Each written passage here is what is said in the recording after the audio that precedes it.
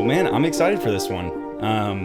Yeah, basically what I want this to be is like a conversation to thoughtful coaches kind of sitting down and like discussing training and going from there. So, kind of any topics you want to talk about, like off the top of your head? Well, let me open up my can of worms here. Uh, I think something, you and I, we touched base like a couple weeks ago because I'm in this process right now of like developing this new system for programming and coaching and training and really trying to find that sweet spot, like we talked about, of having structure so like people know what to do while also being able to provide a certain level of freedom to accommodate for the day-to-day fluctuations, because as training is one aspect. Even if you're a professional athlete, professional weightlifter, training is still like one aspect of your life. And so being able to have it in a way that also accommodates for all the other elements is really kind of what I feel is kind of coming through this process. So yeah, maybe we can kind of dive into that a little bit. I mean, we got this handy dandy whiteboard if we need to get crazy with it. Absolutely, absolutely. So let me ask you this: Do you like when you program? Do you structure out like long 12, 16 week cycles, or are you more kind of like a session to session, like week by week type of guy? What's your kind of philosophy in terms of like the long term trajectory of training? Gotcha.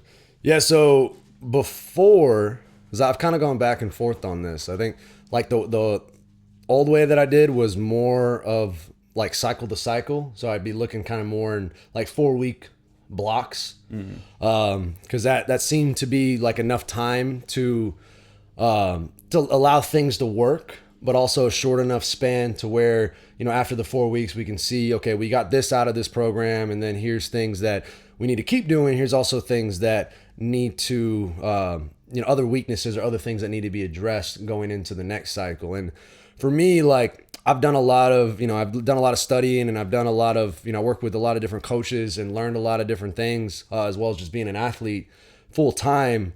And so I've kind of drawn a lot of various philosophies and different ways of doing things. So I'm like, with that foundation, I'm pretty intuitive with the way that I program, like depending on the person, like, cause some people, I think Paul Chek talks about this, where some people are more like cats, and some people are more like salamanders, where it's like some people, if you try to give them the same stuff for a long period of time, they get bored. And Right. like, because they get bored, they stop really putting in as much effort, and they start looking elsewhere. And then it's like, ultimately they don't get the results that they want. Whereas like the other type of personality, where if you give somebody the same thing, like a salamander as the example, then it's like, they just want to do, like, you give them the same thing for 2 years. It's like, cool. Because there's consistency, there's kind of a routine around it. And then obviously vice versa is true. So now I'm kind of in kind of this system that I've been creating. It is actually like, it's kind of both ends of the spectrum together. Because the way that because I asked myself like the question of like, what is the ultimate result of being a weightlifter? Like something, because a lot of times I think we get into stuff out of more of an intention of like, I want to get stronger. I want to like realize my full potential, which I think is very important, but it's not something that's necessarily like measurable. Like, how do you know that you actually did that? And that was kind of one of the things that what I think that was challenging for me for a while, because I am kind of more intuitive. So it was harder for me to give myself like objective, measurable goals, because it never felt like the goal was the thing that I was actually after. So I never like got fully invested into the specific goals. But basically with that, I asked myself the question, what is the ultimate like measurable, tangible result of being a weightlifter? And I just pose that question to you. Man, that's a really tough question. It's hard to, like you said, it's hard to like operationalize that definition without being kind of like vague, right? Like you said, like your ultimate goal is you want to do the best you can, and you want to to me, it's like, all right, if you're taking someone who is in weightlifting to be a competitive weightlifter at like the top level that they can compete at, whether that's like national or international, your goal is to find out like what your body is truly capable of. So like, I mean, I guess when it comes down to it, it's like lifting the most weight that is possible for like, you know, your weight class, your anthropomorphics, your structure. So yeah, to me, it's something that I think I could put a little bit more thought to, but just off the top of my head, I would say it comes down to like essentially what you can lift, right? Like the highest total that you can total in your weight class. Yeah. And so, yeah, that's like kind of along the lines that I started thinking. And then it was like, because even that's still kind of like vague. It's like, what is the most I can lift? And ultimately what I came to was like being an Olympic champion as like, that's the, you know, it like really doesn't get much higher than that as far as like a tangible, like I did this thing as a weightlifter. Right. And again, that's not to say, and I think that's kind of having that prelude of like the actual tangible goal, at least in my opinion, isn't as important as like the pursuit of the thing. For sure. Yeah. But still having that as like a basis to then kind of reverse engineer your trajectory, I think is kind of the helpful thing. Because like in reality, like, you know, in the big grand scheme of things, like having an Olympic medal isn't really like, it's not the kind of end all be all of life. Like, especially not for everybody. For some people, like that is like, that's it. Like nothing else matters. That's it. But as far as going back to the programming question, I started asking myself questions like that. So I asked myself like, okay, what is that ultimate tangible result? So I have like just a basis for program design. So I was like, all right, well, being an Olympic champion, I was like, okay, well, that's a 4-year cycle. That's a 4-year quad. And so, because I was thinking in terms of a year, because essentially I started asking myself like, what are the phases that we go through in training? Because obviously it's not always like you're maxing out all the time. It's also not always like you're doing technique work all the time.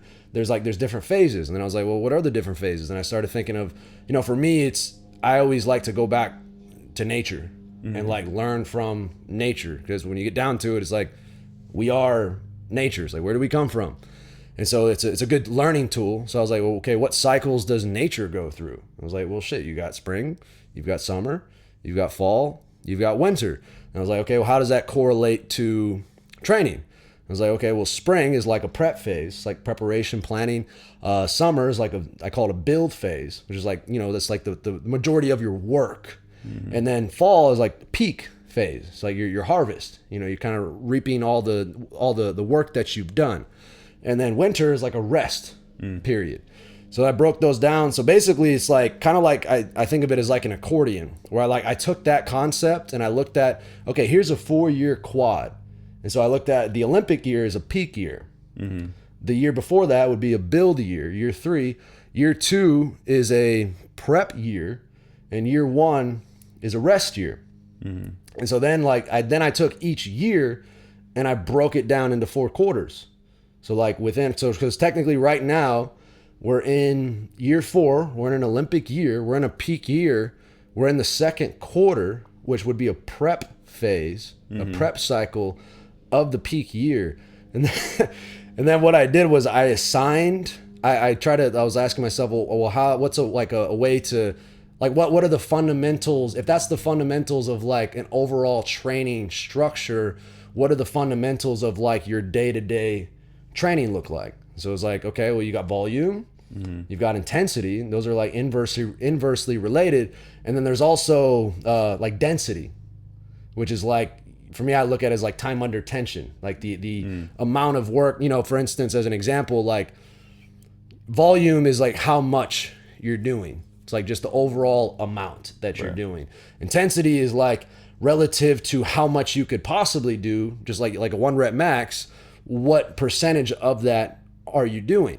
And then density, when I think of density, I think of like a CrossFit workout, like some kind of Metcon, where it's like, it may not necessarily be high intensity, because, you know, you might only be lifting like 50, 60% of your 1 rep max, but because you're doing it in a very condensed amount of time, it feels very intense, even though it's not technically intense. So that was kind of the third element of density. So could you, with that, could you say like if you took, for example, you're doing 5x5 back squats at 75%, right? That's a certain amount of volume. 75% times 25 reps equals X amount of volume, right? Yeah. So the density concept, from what I'm understanding, is like, well, let's take those 25 reps and let's throw in a tempo or something like that, right? Where it's like the volume's technically the same, but like the work is going to be harder. It's going to be more taxing on the body.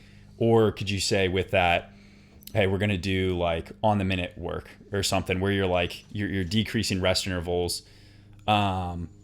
or making the training more challenging in a way where the volume might be the same, but the effort's going to be higher. Is that kind of where you're going with that? Yeah, exactly. Yeah. Like you can, and that's where like the way, it's actually on the other side of that whiteboard, but if you can imagine like the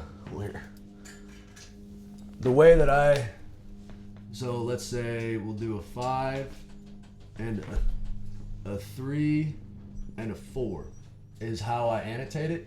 So basically what I did, I said, okay, volume, and I looked at kind of like RPE. People usually use like a 1 through 10 scale. Yeah. But I wanted something a little simpler. So I did like a 1 through 5 scale. And so basically I assigned like these different numbers. So volume, density, and then intensity. And so like the easiest way to look at this would be like 5 sets of 3 out of 4 out of 5 intensity. But like the density, it could mean multiple different things, kind of like you already said. Like this could mean just do 3 reps.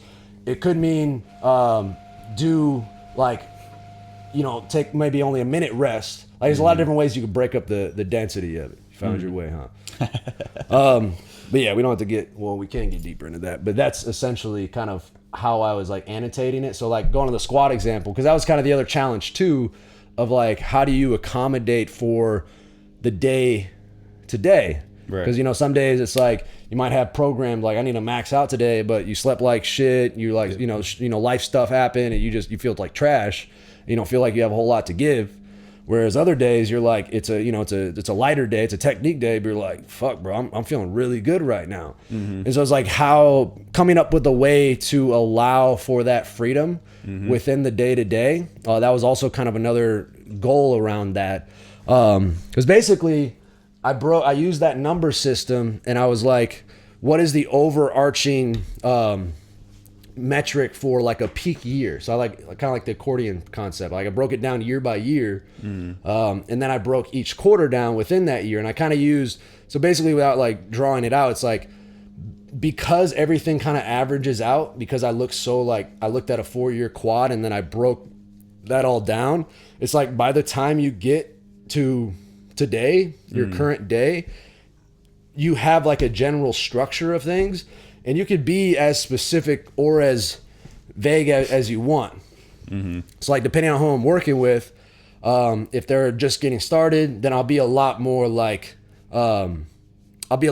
spelled out of do this for this many sets at that. It's like it's a lot more clear. Whereas like for myself, I just give myself, so I kind of broke things down into like, and this is where I'm kind of curious to kind of go back and forth on a little bit. I broke things down into like, you have your like technique exercises. So it's like technique, like specific work, which I kind of call, because the other way I broke it down too was like if the ultimate goal, the tangible goal is being an Olympic champion, and then being able to break that down into like, okay, this is where I'm currently at. Because obviously it's like, okay, you've got 4 years, but you've like never touched a barbell in your life. Anything's possible, but more than likely that might not be enough time to like get to that level. But essentially, again, just having that as like a reference point, and then being able to break that down. Okay, here's where I'm at now. And like, I've kind of been looking at quarters now. So it's like, here's the goal out of this quarter as far as like a total goes. And then I can kind of decide like, if that's the thing that I'm measuring, because that's the thing that's going to be directly related to the ultimate result, then it's like, okay, well, how often, that's my KPI. Total is my key performance indicator. Yeah. And how often do I want to measure that total? And I think, and this is where, like, depending on the level of the athlete, like for me, I've been experimenting. I currently, like, I train 5 times, and it's like I'm in a peak year. So I'm like testing 3 times a week in various different capacities. Not every day is like a full on send it, like max out. But as far as like getting a total for the day, I have that 3 times. So it's like I have testing, and then there's like strength exercises, and there's like accessory exercises. So like, for instance, for today, my overall day was like a 5-5-2. And then I broke that down into like 5 different exercises, because when I have a 5 for the day, I'll basically, like, for the volume, I'll just equate that to the number of kind of blocks of exercises that I'm doing. So like today I did, like, it was 2 techniques. So like technique, which I did muscle snatches, and then I did behind the neck jerks, behind the neck power jerks plus behind the neck split jerks as like technical exercises. And then I did 2 strength exercises, which was I did a snatch, or I did push press, and then I did snatch deadlift, and then I did like some just kind of bodybuilding, like some light accessories. But like for me, I'll just put like technique, strength, accessory. And then like when I show up to the day, at that point, I'll just do whatever I want. And like right now, and this is where I'm curious with your feedback, like where I'm at now is, let's wait for it. Where I'm at now is like deciding how to figure out exactly what exercises to do based on where that person's already, like, their strengths are and where their weaknesses are at, and then how to like break that down into, it's like, for instance, if you do a snatch, I was studying some of like Max, is it Ada, yeah, like Max Ada, like the weightlifting house, but they talked about like you can break the snatch down, I think it's like 6 different segments, where it's like you have the start position, you have the transition past the knee, you have the explosion, you have the turnover, you have the catch, and then you have the recovery. So it's like breaking the snatch down into those areas, and then seeing, 1, how much somebody's actually lifting, but then 2, where do things break down at, and can you correlate that with the different segments of the snatch? And then can you correlate that with different exercises that might relate to where things are breaking down? Like for me, I've kind of pinpointed, like, my push press is ass, my overhead squat is ass. And so I'm like, okay, well, because a lot of people are like, it's usually a timing issue. So I never really put that much emphasis on just specifically developing overhead strength until I kind of started putting this together. I'm like, well, my overhead strength is ass. It's like, yeah, I could, I definitely could do better technique and like improve my timing, but it's like shit is just kind of crashing on me even when I'm there. So I'm like, okay, well, I know. And basically it's like having a whole database of like, here's all these key exercises that we want to kind of have like a baseline of, and like, here's where things break down in your movements. And then how do we like then correlate on the day-to-day of like, okay, work on this today or work on that today. So it's like very specific and like measurable, while still having that freedom within the day-to-day. So long ass answer to your first question.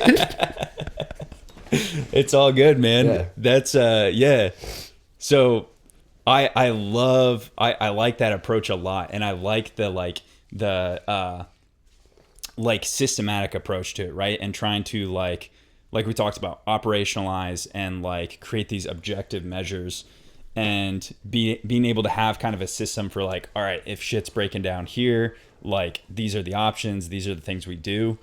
My only part of my like feedback or comment on that is like, human beings are just so like unique, right? Every person's going to be different. And so that's why, like, we talked about like the AI stuff, right? And like creating these like automated programs and like feeding data into like the algorithm and having it figure out like what the best, exercise or program is. But that's like, in order for an AI program to completely replace a coach, you would have to account for every single variable that exists in a human being. And that's just impossible, right? So I think that's like, I like what I'm hearing a lot in terms of the approach of having like you've got this long-term vision, and then you're breaking it down kind of segment by segment, piece by piece into each of the daily sessions. And then from there, having some flexibility. So like for me, I'm heavily influenced by a few different like coaches and systems. The first was I trained with Louis Simmons at Westside Barbell, and they go in 3-week waves, right? Mm-hmm. So they basically keep the same structure for like 3 weeks, and then they switch everything up and like do different exercises. I like to take them a little bit longer. I'd say 3 to kind of 6 week blocks, because I think athletes respond well to having repeated exposure to like the same exercises, right? So I like to kind of keep the structure of the workout similar for a certain period of time in terms of like the specific exercises they're using. Another person that I'm heavily influenced by is Steve Fowler, Olivia Reeves' coach. Mm-hmm. He's like Romanian influence. So what he would do is when I was working with him, he'd just text me the workout for the day, and it'd be totally random, right? And then the next day it'd be something totally different.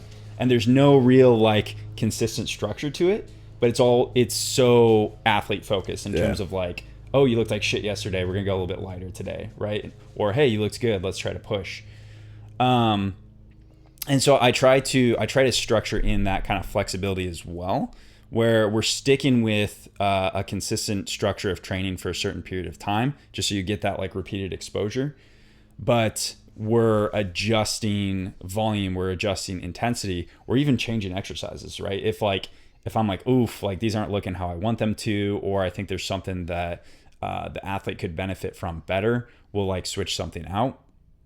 So I'm trying to kind of toe that line between kind of a systematic, consistent approach and more of like a flexible day-to-day approach. Yeah. And dude, this is the fucking this is like the bane of like being a coach is like how do you do that? How do you best have a system? Because I think it's important to have a system, and I think generally if you've got this whole team of athletes, like everyone can train pretty damn similarly and make really good progress, right? But if you're going to like really maximize each person's training, you do have to have that like individuality built into it somehow. So like, how do you do that? Yeah, that is the question. And that's like, I think a lot of what sparked even kind of starting this whole process for me was getting in the mindset of like being a business owner versus just like being the business. Mm-hmm. Cause like for the past, I started Optimal Evolution, like Taylor and I started it together, but it was still kind of just, I was doing all the work essentially at first. And so a lot of it for me was like, how do I take the things that I kind of have been doing intuitively as just part of my process and like systematize that in a way that I can teach other people how to do it. And ultimately like teach athletes how to do it, like make it so simple that, even a 12-year-old could kind of get the gist of it. Because ultimately for me, like, I've been coaching for like over a decade now. And so like, now, still not like that, not that long, but still it's like, I don't see myself as being just a coach forever. Because ultimately, like after so long of answering the same questions, like over and over and over again, you're like, like how people, they have a frequently asked questions page on their website of the shit that they've gotten asked over and over again. So for me, it's like taking something as complex as like programming, like we're discussing, and being able to boil it down in a way that's like easy to follow and like easy to kind of install into, really whatever system. So I kind of like to think of it as like, and even just beyond the programming, because like you said, there's like so many factors involved, and like you mentioned the AI, and I agree to where it's like, because for me, like AI is like, the analogy that I think about it as is like AI is like you've read every single book, like you've accumulated every single kind of piece of knowledge that has already been outputted. And then you're able to make decisions off of that. So if you like went to the library and you read every single book and like memorized every single book, and basically now you're a fucking king at regurgitating information, but it doesn't necessarily take into account like the individual circumstances and day to day, and actually how to apply the knowledge. And that's where wisdom comes in. And that's where like having that actual experience comes in.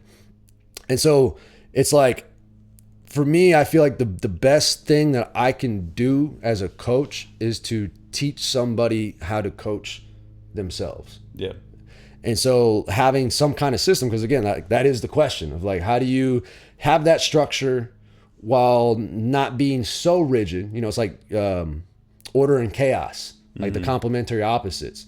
It's like, how do you have just enough order to, you know, prevent chaos from overtaking, but not so much order that it becomes rigid and frozen, and while still allotting for, you know, like a certain amount of chaos. Because honestly, that's where a lot of growth comes, because new order is usually established out of chaos. Just like if you look around today, it's like there's chaos, but out of that chaos, like people are waking up, and there's like, there's, you know, new shit's happening. There's more different kind of order is coming online. And so a lot of like with optimal evolution, it's like beyond just the programming, because I'm also looking at like, how do you infuse like nutrition and lifestyle coaching, and like really for me, like the whole process of spiritual development, because that's what I feel like kind of underlies really this whole thing. Because it's like, again, like if you start asking yourself just why do I like weightlifting? It's like, well, I want to get stronger. Why do you want to get stronger? Well, I felt like a weak bitch my whole life. It's like, well, why is it important for you not to feel like a weak bitch? You know, you just start going down that rabbit hole. Eventually you get to this place where it's like, there's a certain level, like you just want to grow for the sake of growing, or there might be some like deep-seated kind of things that are being expressed through whatever the action is of like lifting or whatever that might be.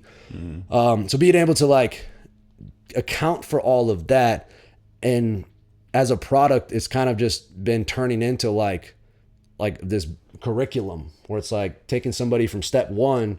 Because for me, it's like even before, you know, just like if you're working with somebody that's never touched a barbell before, it's pretty unlikely like you're just going to throw them in the gym day one and they're going to start, you know, deadlifting 500 pounds and like snatching their body weight overhead. It's like, okay, we got to start with PVC pipe here. So like I kind of take that same philosophy of like, okay, what is the PVC pipe of life? Like what's level one of this game? Like this basic shit that you need to know, you know, like, you know, as far as feeding yourself and like fueling yourself and like going to bed on time and, you know, just getting some sunlight or drinking some good quality water.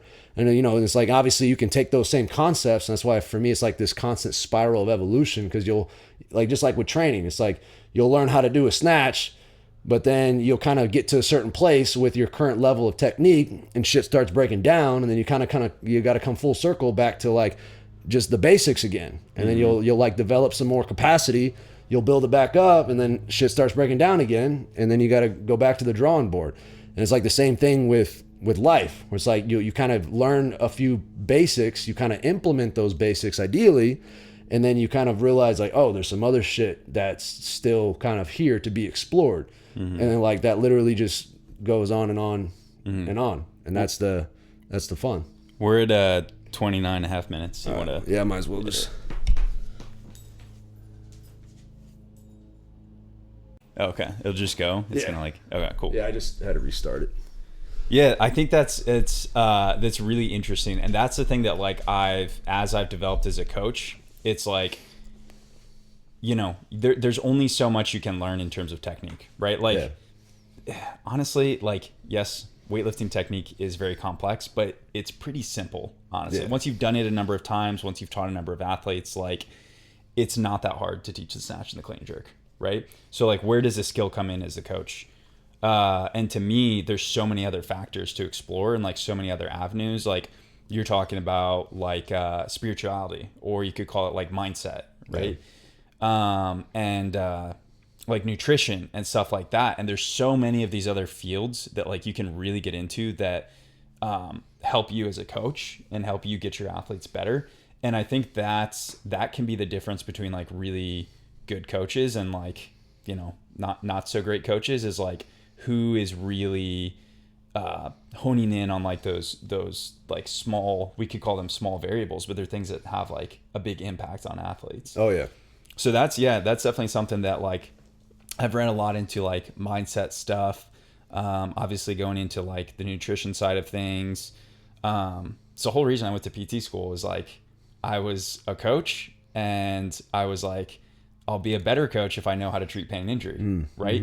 So, I think that's really cool that, you're kind of looking at those, looking at more of the kind of holistic, view of the person instead of like just the training, like just the athlete side of things. Yeah. Well, in my experience, like when shit falls apart, like hardly ever is it just like the training or like just the program or just the technique. Like 9 times out of 10 when I'm working with people, and I do think there's something to be said that we kind of like, as coaches, we attract the kind of people that are, one, going to help us learn and grow more as a coach, and then 2, like the people that we have the capacity to serve the best.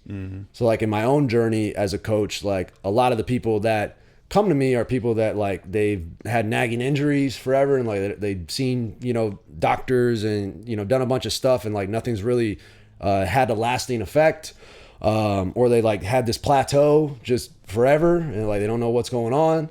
Or they like, we get started, and this is why I've been leaning more and more into like literally developing like an academy, because more and more I'm realizing, again, just like you have to start with the PVC pipe, it's like a lot of people want to jump into like some hardcore program, and they don't have any of the other stuff covered, whether it's like nutrition or their mindset or, their relationships or their finances, like they're doing a job they hate, they're in a relationship they don't really like, there's so many different factors as we've discussed, but it's like they don't have any foundation with any of the other stuff. So it's like they do the training program, they go balls deep for a few weeks, and then either they get sick, either they get burnt out, or they get hurt. Like something comes up, which can seem physical in nature because like you're doing a physical thing. So it's like you kind of start, common sense says, okay, I put 2 and 2 together. I've been doing this very physical thing. Now I have a physical injury, but not realizing that your body responds to stress regardless of the form and essentially the same ways. And so it's like when you think about stress on the system, again, stress isn't bad. Like you go to the gym and voluntarily put a level of stress on your body to ideally create some kind of create a stimulus that leads to some kind of adaptation, i.e., you lift heavy weight and then you get sore and then you recover. Now you're stronger, you can lift more weight. But the same is true for like all the other areas of your life. And if you're already coming into the gym with like your bucket of stress is already overflowing, and now you want to throw this like hardcore program on, and it's like now you're adding fire on top of fire, and then the shit burns down. And so that's where I'm like, well, how do I take somebody, and before we try to throw them into this program, like give them just the foundational stuff they need to know and implement just to live and just to be like a healthy, happy human being. It's like, in my opinion, performance doesn't come at the expense of health. Performance is maximized through health. I'd push back on that a little bit. I would say as a high level athlete, you are inherently unhealthy because you're pushing so far the end of the you're watch it, buddy. Watch your butt, bro. You're pushing to see what you're capable of, and in doing so, like basically exhausting like all your capacities, right? It's interesting you mentioned that like I think you called it a bucket, right? Yeah. Have you heard of like the cup of capacity analogy, where it's like you fill the cup with like stressors and at some point it like overflows? It's really interesting what you're saying, because like I'll have people that'll come to me with like back pain especially, where they'll be like, my back is hurting, and they'll tell me about all the things they're doing in training that they think led to it, and I'll be like, well, what's your life like? Are you dealing with any like life stresses? Like, how's your sleep? And like people will think I'm crazy when I like ask these things, but it has been substantiated. These things have been linked to somatic things like back pain, and people don't realize that like, oh, you just had like a breakup or something, and now your back hurts. Like those things can be linked, right? And they probably are. It probably is having much of a bigger impact than you think. And people, like you said, they go straight to the like training related variables, like, oh, it's my technique, or I did too much in the squats, which it may have an impact, but like pain is multifactorial. There's all these variables that play into it. So like you said, it's getting all that other stuff in order that's going to like lay the foundation for training. Yeah. And that's what I see like with the bucket analogy, to where if you're a full-time athlete, like you're an elite level athlete, then like just through being an athlete and training, like your bucket's damn near full. Yeah. And so that's where like when I kind of say, through health is what leads to optimal performance, is like, oh, I see. I got you. I think I misunderstood. Because it's like, and that's the common thing, like, and I think because I've studied a lot of different weightlifters, and I think there is that mentality that's still like very prevalent, and I think it can be misconstrued, because again, like even like fucking just taking supplements for an example, like the majority of supplements that people are taking are just, quite honestly, like they're just condensed garbage. And so it's like you might think you're doing things that are like healthy, when in reality you're actually adding more stress to the system. And then you're adding training and being an elite level athlete on top of that. And then it's like, now your joints hurt. Now, it takes you an hour to warm up and like just get ready for the bar. And like you have a hard time falling asleep at night because your body's so wound up. Obviously it shows up in a lot of different ways. And that's kind of like it usually, whatever the weak link is in the chain, that's the first one that breaks. So it's like, if you have a predisposition for issues with your back, or like you said, it's all connected. So like I see a lot of back pain when it's like, if your core isn't working properly because you're eating things or you're engaging in things that are causing inflammation in your organs, and then the same muscles that are innervated on the same neurological loops as those organs are affected, and kind of like a volume knob, they're like turned down. And so it's like, now your stabilizers, your inner unit of your core isn't working properly, and now shit's just dumping into your back. And even like you said, like relationships, like any number of things, but like whatever the weak link is, the chain is, whenever the stress is over accumulated, then that weak link is going to break, whether it's a physical thing or whether it's like a mental, emotional thing, it's just whatever that is. And so, yeah, it's like, if you're already training at a high level and your bucket's damn near full already just through your profession, then it's like, it makes it that much more important to have all your other shit in line. It's kind of like the 80-20 rule, where it's like, if you do your shit right 80% of the time, then you kind of, you can get away with that 20%. But it's like being a full-time athlete, like that is your 80, that is your full capacity. So it's like, you damn near have to have 100% of the other stuff right to accommodate for the amount of stress that you're putting on your system as an athlete. And that's been my journey. And that's kind of like what's led me to this. Cause like every time I've gotten hurt or had setbacks or plateaus, like I've always been able to kind of trace it back into either like a mental, emotional, like even like a belief structure thing about like, what is my potential? Cause obviously if you tell yourself like, oh, I'll never get there, I'm only, I can only do this, I can only do that. Like, and those are your fundamental beliefs about yourself and what you're capable of. Then like, no matter how good your program is, no matter how good your training or your nutrition is, no matter how good, well, I guess that would fall under to mindset, but it's like, it doesn't really matter how good all the other things are, because you've already kind of shot yourself in the foot with your own belief system. And so every time I've come across these different things, whether injury, setback, whatever, I've been able to kind of trace them back to, here's this kind of belief that I've been holding on to, or I really haven't been as, on top of my diet as I could be. And like, what does that even mean? Of like, because people say nutrition and it's like, the fuck's that even mean? Like, I'm going to count my macros? Like, when it's, now obviously, again, that's why there's kind of like layers to all of this stuff. Which is why it's like having something that's very elementary. Again, like you go to school where it's like, you don't automatically go get your PhD. It's like you go to preschool and then you go to kindergarten. And it's like, then you go to middle school and then you go to high school.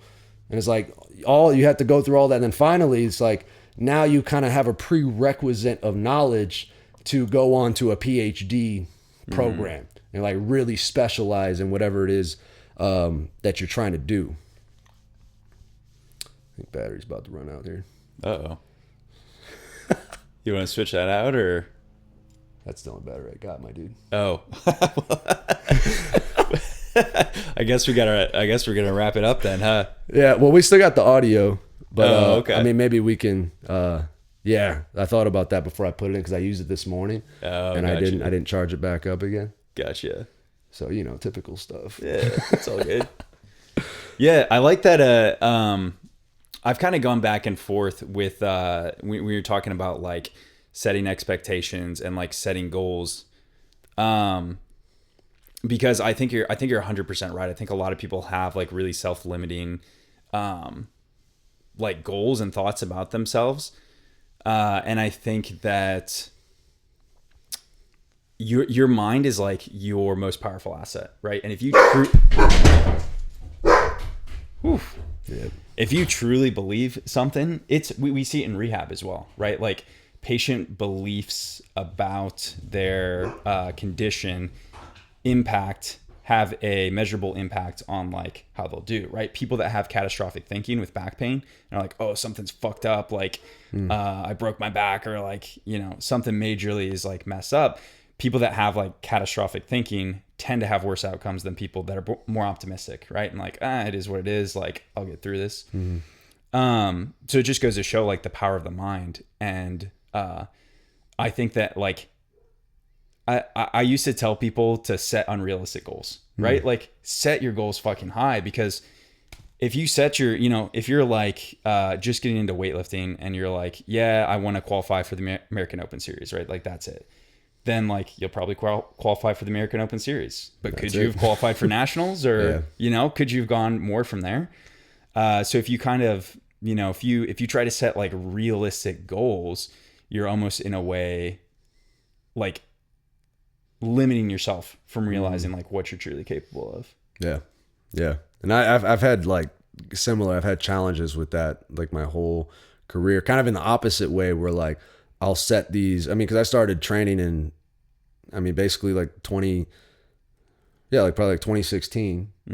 I think maybe even a little before that, but I was already like, all right, 2020, like I'm going to the fucking Olympics. And then, of course, like 2019 rolls around, like 2020 rolls around, like, yeah, I don't know, bro. Like, I ain't ready yet. Yeah. And so it was like, and then, that kind of thing, like I've been through that process so many times. Like there was a period where I kind of just said like, fuck it. Like I'm just like, I have that intention of like, I want to be the best that I possibly can be in like every aspect of my life. But I kind of strayed away from actually coming up with like tangible goals, because I essentially kind of faced that like failure so many times, which again didn't necessarily deter me in the sense like I'm still doing this shit, because the intention was there, and the purpose behind it was there. Like I had a very deep, have a very deep reason why I do the things that I do.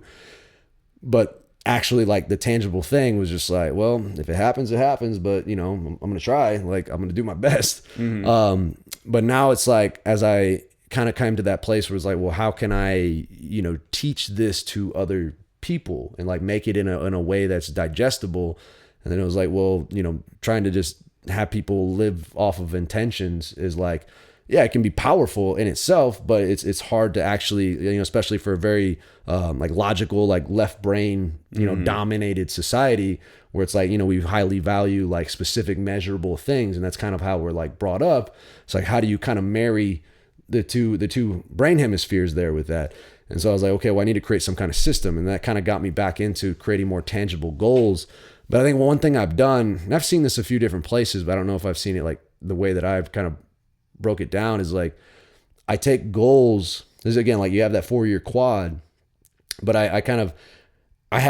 for me, anything past a year is kind of like, because so many things can happen in a year. So it's like I kind of have like the ultimate vision, which is like Olympic champion, like world champion, and then I just take it down to like, okay, what if that's the ultimate thing? What does this next year look like? What from where I'm at right now, what is, still a big goal, but it's like, it's realistic for this year. And then I break that down into like, okay, if this is the year, what's this quarter look like? Like, what's the goal for this quarter? And then basically after that, I like to, because again, like having goals that are, there's so many variables involved to actually make them real. For me, it was still kind of like there's all these variables, and there's still like all these unknowns to know if this is actually going to be, Right. attainable. So then I broke that down and said like, okay, here's this 90-day like result, like this specific goal, but how can I break that down into just processes? Yep. Like things that like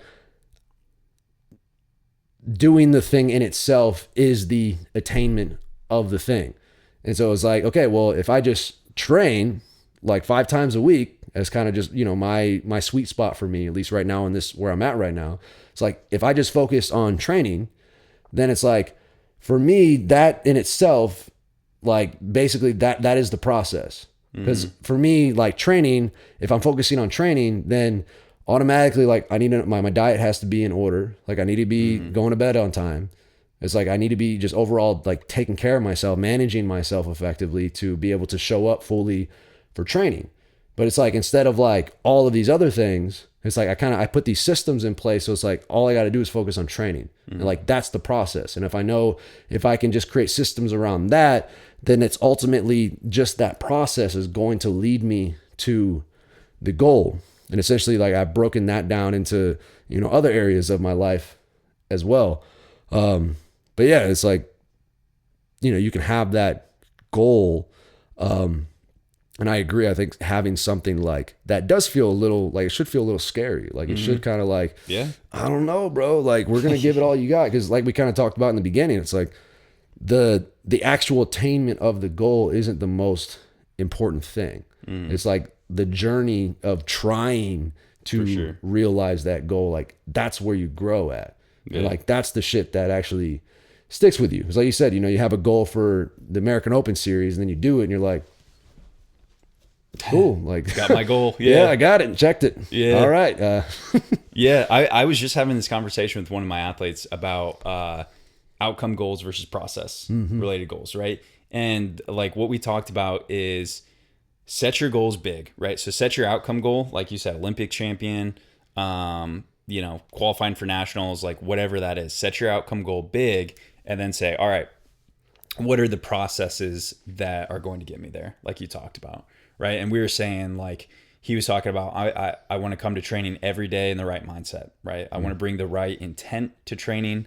He's talking about, like you said, the nutrition, fueling himself, getting enough sleep, recovering. And so that's more of, how I've kind of shifted with approaching goals with my athletes is like, all right, what's the long-term vision? Cool. We're going to we'll stick that aside, right? You put that up on your fridge somewhere, somewhere where you can see it, but we're going to take that and we're going to look at the day-to-day and we're going to say, how does the day-to-day impact that long-term goal? Because if you do that, that's like from a mentality standpoint, it's a lot. You don't, like you're talking about, you kind of set yourself up for defeat if like your only goal is I want to qualify for the Olympics. And it's like this quad, okay, it didn't qualify. Next quad, shit, didn't qualify, right? Like you kind of get discouraged. Whereas if you focus more on those process-based goals, it's like, yeah, I brought fucking intent to training today. Yeah. I did everything I could. I got to sleep on time. I ate well. And so that just builds this habit of like success, which builds, a better mindset and is going to set you up for success long-term. Yeah. I love it, man. I think it comes full circle into the whole, like the question that we kind of led this off with of essentially how to best structure training in a way that has a certain level of structure, but that still allows for the freedom of the day-to-day and the individuality. And I think a lot of the stuff that we touched on with a lot of the variables outside of training, and just being able to, like the same way, and it really, when I got more and more into like business, it actually helped me as a coach in like training, because I literally started thinking about the programming system in the same way that I was learning to think about business, in the sense of like there's certain systems and there's certain kind of operating procedures that are standard that can be kind of applied across the board, but again, not in a way that's rigid. But because for me, and this I think came up last year, you know, on a mushroom journey, I one of like the insights was like create the structure that allows the flow. So it was like, you know, just like a river, like it has its banks. There's a certain level of structure that then allows, you know, and again, it can go all over the place, but allows that river to then ultimately find its way into the ocean, essentially. And so there's a certain level of structure that allows for that sense of freedom and flow within what you're doing. And so that's ultimately like, again, the question is like how to create then that kind of structure that maximizes somebody's potential and like maximizes their ability to flow through life. It's like, for me, one of my kind of the big overarching theme is like, I want complete freedom to just do what I want, when I want, how I want, where I want, with who I want. But I want to do it in a way that is also me being of the greatest level of service that I can possibly be for myself and others. And so it's like, I've been like a lot of the shit that I've been creating is like this structure of in the back end that like kind of is the foundation. Again, kind of like the program was like, even, you know, regardless of what kind of program that you have or are following, it's just a guideline. And so you have that program, you have that system, and you have these different things set into place so that when it comes to the day to day, it's like you literally, you like, for me, it's like I just do what I want, like all day, every day. But because I have like the right shit into place on the back end, it's like me doing what I want to do is the business. It's like, system, is being the most productive that I could possibly be. And that's like the same thing with training. That's like kind of my dream with training and like working with athletes is like giving them the structure, but ultimately teaching them how to create that foundation for themselves so that you just flow. It's like, you know, people in athletics and like different, you know, a lot of different areas of, you know, like business and high performance, like we talk about the flow state. So it's like, you know, and a lot of people talk about how it's kind of hard to, you know, create that state at will. It kind of just happens. And like, you know, they've been able to kind of correlate different circumstances to where it is more probable to occur.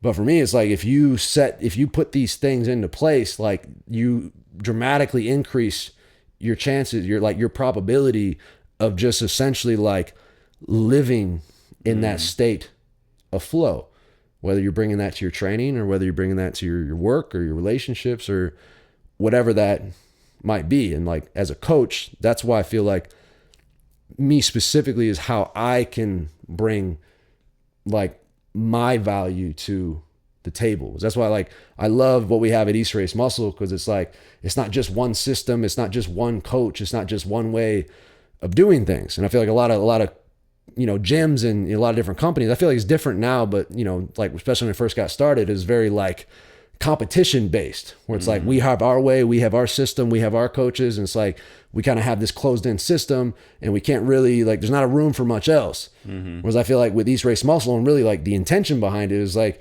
we want to create a space that embraces the diversity. And just like, again, just like nature. It's like, if you try to do a monoculture in nature, look what happens. You fucking destroy it. But it's like, if you allow for the diversity, it's like shit thrives. And it's like everything is doing its part in its own way. You know, like you're not trying to get a squirrel to swim. You're not trying to get a fish to fly. Like a fish is really fucking good at being a fish. A tree is really fucking good at being a tree. So it's like, let it be a tree. Let it be a fish. And so it's like, and that's been a hard thing for me, because there was a period of my life where it was like, I think it came from this insecurity where it's like, kind of like you talk about like going to PT school. Like I was just trying to get all these certifications, like learn all these different things. So I was like, if I can just help everybody with everything, then I'll be acknowledged. Then I'll feel, you know, worthy about myself. You know, I wasn't telling myself that story, but that's kind of like hindsight is where I feel like a lot of it was coming from. Right. But like recently I've really, and really a product of all of this, because like just that underlying sense of, I guess, surety that I can just trust the flow of surrender of life has kind of allowed me to just like, no, this is me. Like, this is what I'm good at. This is what I love to do. And it's like, it's going to be really fucking good for some people. might not be the best thing for other people. And that's cool. Like Yeah. Andrew, he's got his shit. Like he's fucking really good at this shit.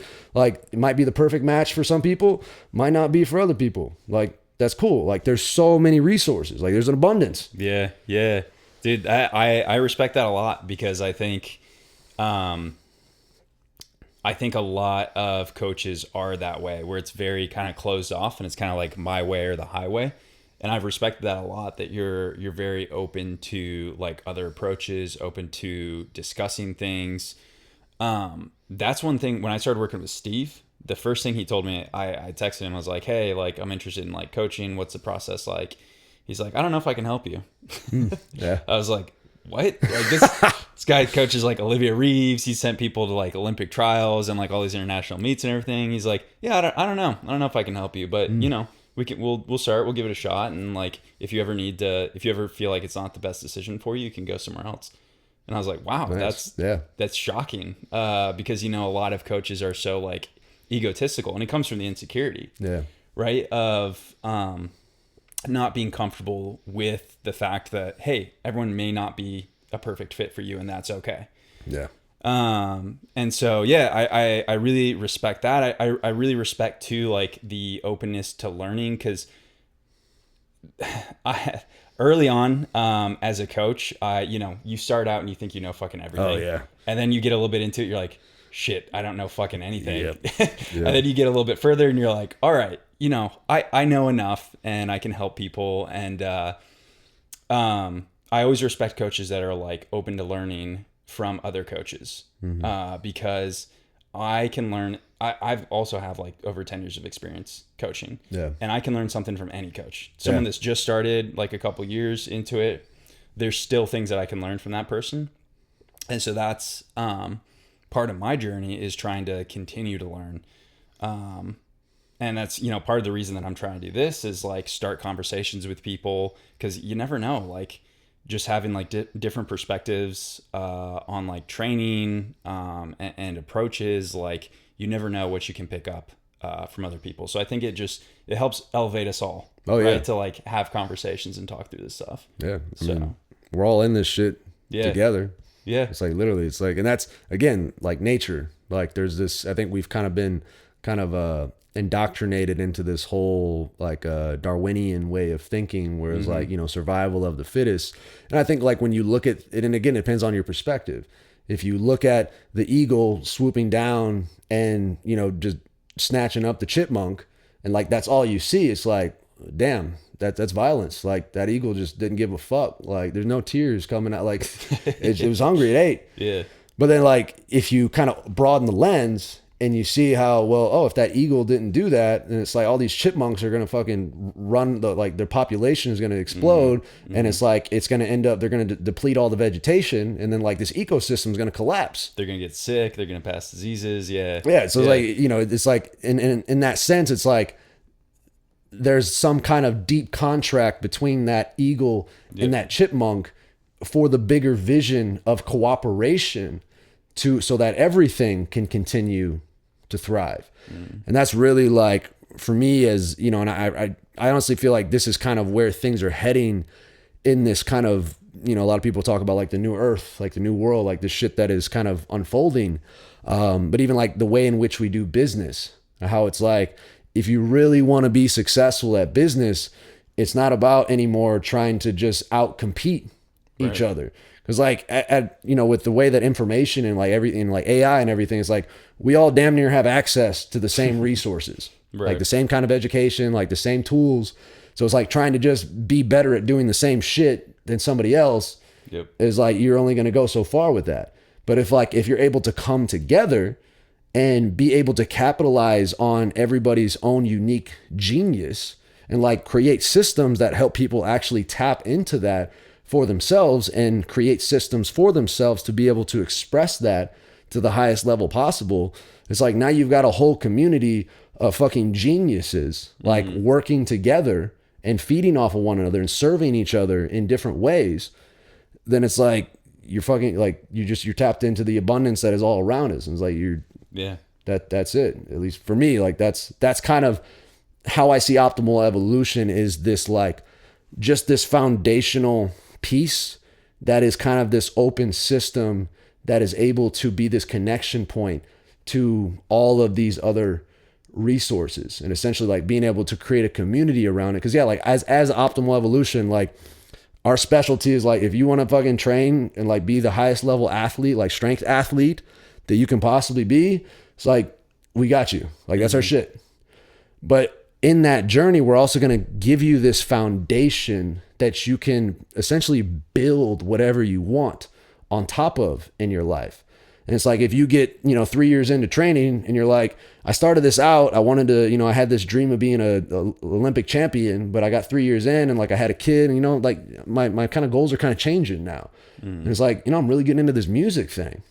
And it's like, okay, cool. Like we're connected with such and such business or person that specializes, like that's their genius.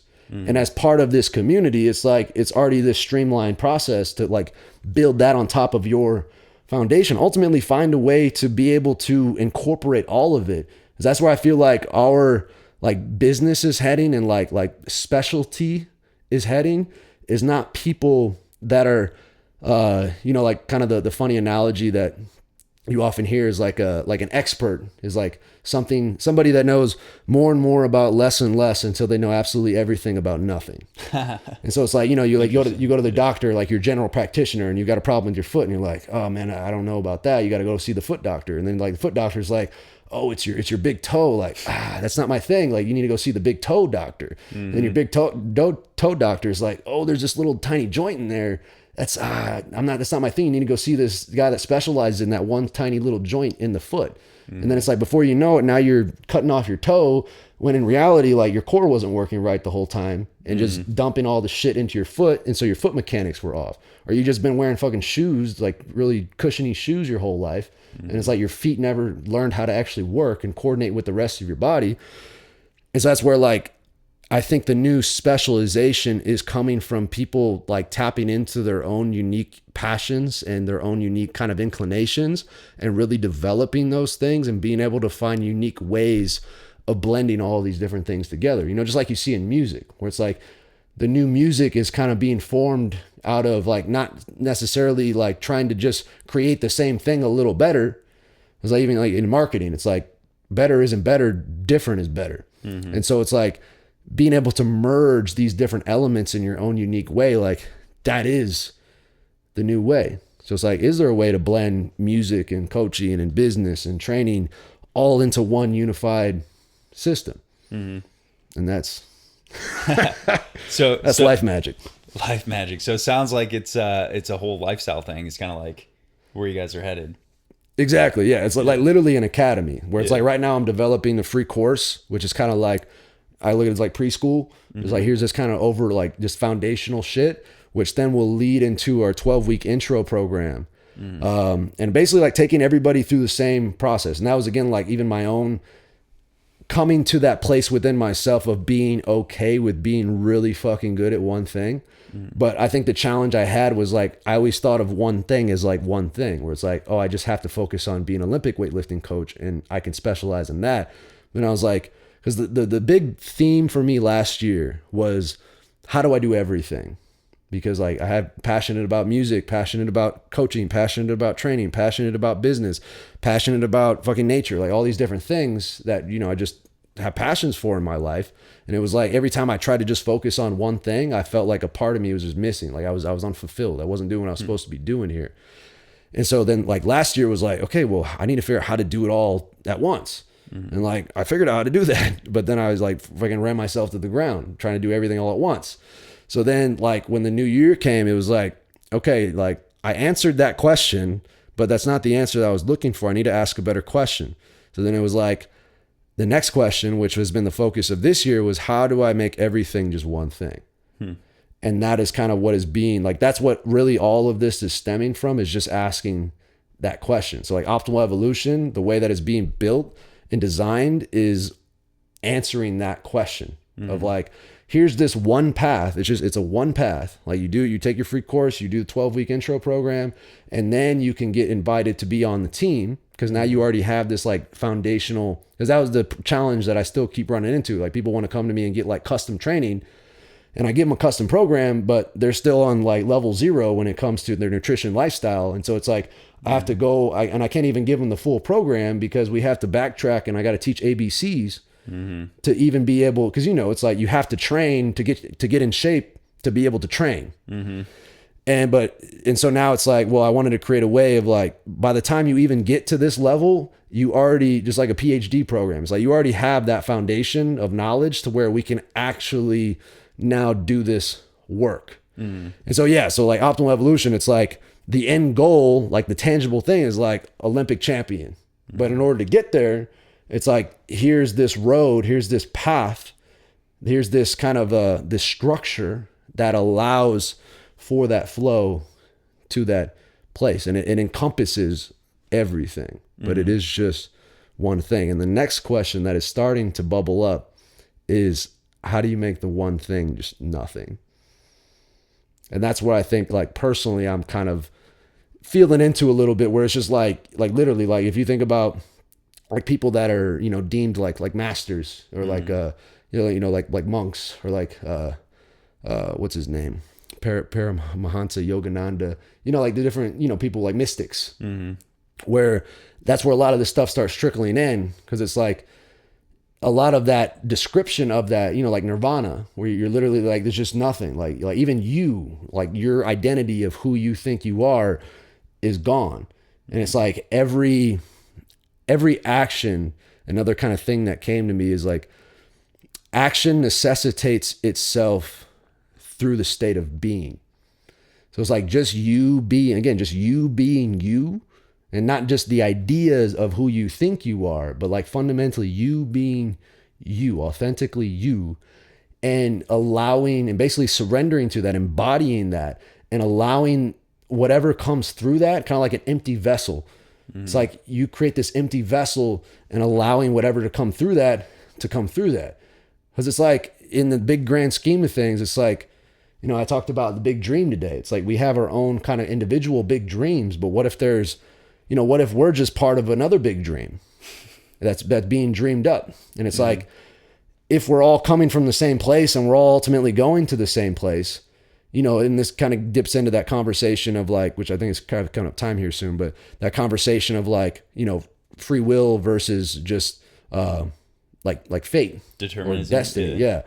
And like, how much of our actions are really like, is free will, like the choices that we think that we make, and how much of it is like already kind of like, this is already what was supposed to happen. And if everything, like if you're ultimately heading to the same place, again, like a river, like if you think things are supposed to go a certain way, and by doing so, you just end up, you put a big log here, you put a big rock over here, you put a dam up here, because you're trying to direct the flow of the river, but the river's already going to the fucking ocean. It might not be going in the way that you think it's supposed to go, but all your actions to try to detour it actually slow down the flow. So if you just, instead of trying to add more shit to it to try to direct it, if you just let it all go and just have that bit of structure that holds it together, but allow for the flow of it and surrender to that flow and just coast. And it's like literally you're doing nothing. Like another way to look at it is like being able to do everything, but feel like you're doing nothing. Yeah. So that's like, I guess in my own kind of personal like journey is like where I'm kind of what drives me in a sense of just like literally just freedom. And I think that's like a masculine thing too. It's just like, we just want fucking like my freedom. Yes, sir. Yes, sir. Yeah. Well, awesome, man. Hey, this has been a lot of fun. I guess should we wrap it up? Yeah, probably. I mean, yeah, I think we came to a good place here. We got some good stuff down, and yeah. Absolutely. Well, dude, it's been a pleasure. I'm looking forward to doing this again. Tons more we can get into. So, I guess anyone listening, if anyone is, thanks for listening, and stay tuned for more coming up. Likewise. As I always like to kind of end these off, the journey is the way, y'all. Peace. The journey is the way. Peace.